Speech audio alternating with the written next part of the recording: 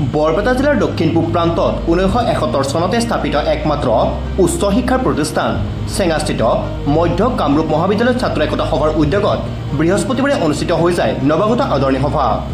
কাৰ্যসূচী অনুসৰি পুৱা 9 বজাত মহাবিদ্যালয়ৰ পতাকা উত্তোলন কৰে মহাবিদ্যালয়খনৰ অধ্যক্ষ ডক্টৰ গোপেশ কুমাৰ শৰ্মাই। পুৱা 9:10 ছাত্ৰ একতা সভাৰ পতাকা উত্তোলন কৰে মহাবিদ্যালয়খনৰ ছাত্ৰ একতা সভাৰ তত্ত্বাৱধায়ক সভাপতি ডক্টৰ কৈলাশ দাসে। পুৱা 9:20 শ্বহীদ তৰ্পণ কাৰ্যসূচী ৰূপায়ণ কৰে মহাবিদ্যালয়ৰ উপাধ্যক্ষ বানেশ্বৰ বেজবৰুৱাই। পুৱা 9:30 অনুষ্ঠিত হয় পুৰণি ছাত্ৰছাত্ৰীৰ সতীৰ্থ সন্মিলন। দিনৰ 1 বজাত অনুষ্ঠিত হয় মুকলি অধিৱেশন। মহাবিদ্যালয়খনৰ অধ্যক্ষ ডক্টৰ গোপেশ কুমাৰ শৰ্মাৰ সভাপতিত্বত অনুষ্ঠিত হোৱা মুকলি অধিৱেশনৰ উদ্দেশ্য ব্যাখ্যা আৰু আদৰণি ভাষণ পাঠ কৰে ছাত্ৰ একতা সভাৰ সাধাৰণ সম্পাদক ছানিদুল ইছলামে। মুকলি অধিৱেশনৰ আৰম্ভণিতে মহাবিদ্যালয়খনৰ ছাত্ৰ ছাত্ৰীয়ে সমবেত সংগীত পৰিৱেশন কৰে। মহাবিদ্যালয়খনৰ ছাত্ৰ ৰাজীৱ আলীয়ে ভূপেন্দ্ৰ সংগীত পৰিৱেশন কৰি দৰ্শকক আপ্লুত কৰি তোলে। নৱাগত আদৰণি সভাৰ মুকলি অধিৱেশনত নিৰ্দিষ্ট বক্তা হিচাপে উপস্থিত থাকি ছাত্ৰ ছাত্ৰীসকলক উপকৃত হ'ব পৰাকৈ ভাষণ প্ৰদান কৰে বৰপেটা সত্ৰৰ বুঢ়া সত্ৰীয়া ডক্টৰ বাবুল চন্দ্ৰ দাসে। ছাত্ৰ ছাত্ৰীসকলৰ মাজত অনুষ্ঠিত বিভিন্ন প্ৰতিযোগিতাৰ পুৰস্কাৰসমূহ মুকলি অধিৱেশনতে প্ৰদান কৰা হয়। বিয়লি 3 বজাত অনুষ্ঠিত হয় সাংস্কৃতিক অনুষ্ঠান। সাংস্কৃতিক অনুষ্ঠানত গীত পৰিৱেশন কৰি দৰ্শকক আপ্লুত কৰি তোলে জনপ্ৰিয় কণ্ঠশিল্পী সনদ দাস আৰু বিপুল দাসে। এতিয়া মোৰ জীৱনৰ পৰিৱৰ্তন, এটা আমাৰ অধ্যাপক আজি সত্ৰীয়া, গতিকে হয় শিক্ষাৰ লগত ধৰ্ম জড়িত হৈ আছে, তথাপি সম্পূৰ্ণ সুকীয়া আসনলৈ আহিছোঁ। এই ক্ষেত্ৰত আমাৰ উপনিষদীয় শিক্ষা যিটো হয়, আমি পাশ্চাত্য শিক্ষাৰে শিক্ষিত হৈছোঁ, উপনিষদীয় শিক্ষাখিনি কিন্তু আমাৰ জীৱনৰ আচলতে পাথেয়।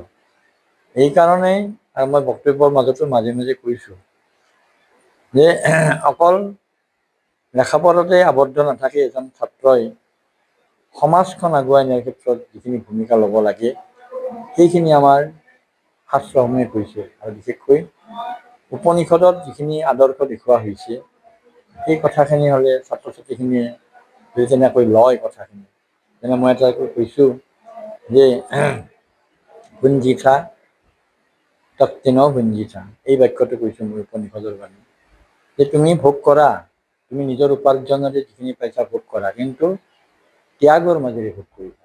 এই যিটো আদৰ্শ, ভাৰতীয় আদৰ্শ, কাৰণ ভাৰতীয় আদৰ্শত ত্যাগটো প্ৰধান কথা।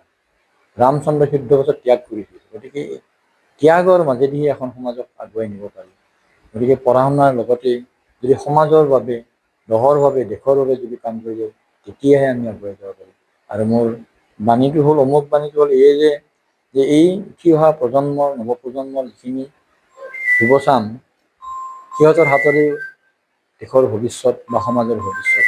গতিকে এই প্ৰজন্মখিনিয়ে যদি এনেধৰণে আগবাঢ়ি যায় যে সমাজখন সংস্কাৰ কৰা বা সমাজখন আগুৱাই নিয়াৰ ক্ষেত্ৰত বা নিজৰ জীৱনটো গঢ় গঢ়াৰ ক্ষেত্ৰত বিশ্ব সাধনৰ মাজেৰে যায়, তেনেহ'লে নিশ্চিতভাৱে আমি এখন সুন্দৰ সমাজ পাম। নৱাগত আদৰণি সভা আছিলে প্ৰতি বছৰৰ নিচিনা এই বছৰৰ আমাৰ নতুন ছাত্ৰ ছাত্ৰীখিনিক আদৰণি জনোৱাৰ উদ্দেশ্যে এই নৱাগত আদৰণি সভা ছাত্ৰ একতা সভাই আয়োজন কৰে।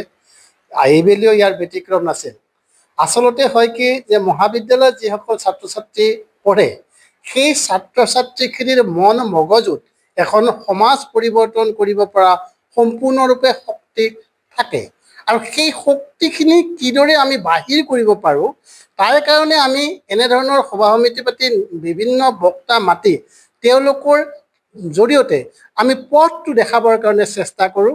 আৰু এইবেলি এই পথ দেখুওৱাৰ বাবে আমি আমন্ত্ৰণ কৰি আনিছিলোঁ বৰপেটা সত্ৰৰ বুঢ়া সত্ৰাধিকাৰ মাননীয় ডক্টৰ বাবুল চন্দ্ৰ দাসদেৱ, আৰু তেখেতৰ যি মাৰ্গদৰ্শন, ধৰ্ম আৰু বৈজ্ঞানিক দৃষ্টিভংগীৰে এই ধৰ্মৰ লগতে শিক্ষা সংপৃক্ত কৰি তেওঁ যি সাৰগৰ্ভ ভাষণ দিছে, মই আশা কৰোঁ যে আমাৰ ছাত্ৰ ছাত্ৰীসকলৰ হৃদয়ত আত্মবিশ্বাস উদয় হ'ব, আৰু সেই আত্মবিশ্বাসে এটা নতুন পথৰ সৃষ্টি কৰিব, যিটো নতুন পথেৰে গতি কৰি তেওঁলোকে সমাজ পৰিৱৰ্তন কৰিব পাৰিব আৰু নিজৰ সফলতা আজৰি আনিব পাৰিব।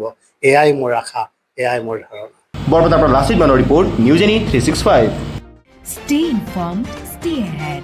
News Any 365.